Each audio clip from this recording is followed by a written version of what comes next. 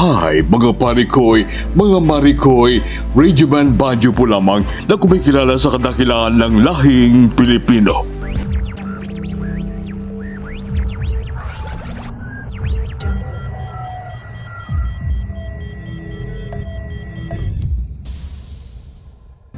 Mananatili pa rin sa Hague, Netherlands si Vice President Sara Duterte as our ways forward as a country and as a people. At sa mga nangyari, magalit man tayo, walang pupuntahan ng ang galit natin. Ito ang naging pahayag ni VP Sara. Mananatili pa sa Netherlands ang Vice Presidente habang binubuo pa niya ang magiging legal team ng dating Pangulo.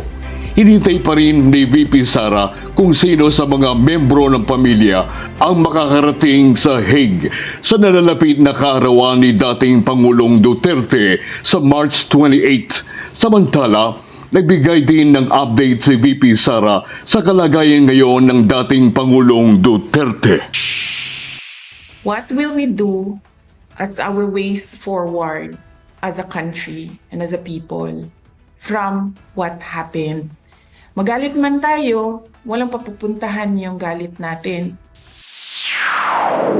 Naantay ako kung sino sa mga relatives namin ang darating. So hindi ko alam kung makakarating yung aking mga kapatid. Ang plano ko ay i-apply sila lahat ng permission to visit. Kung hindi man kami payagan na sabay-sabay kami, ibigay ko na sa kanilang tatlo yung oras nung araw na yon para makasama nila ang aming papa sa kanyang birthday.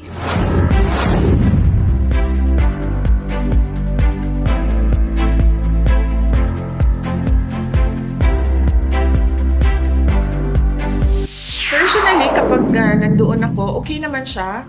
Tinatanong ko siya kung meron siyang nararamdaman. Sinabi niya, ang nararamdaman ko ay natural sa isang matanda na tao, masakit yung utuhod, masakit yung likod. Meron siyang nararamdaman na sa lamig, ba? So, nahihirapan siya mag-acclimatize. Kaya lagi siyang balot na balot.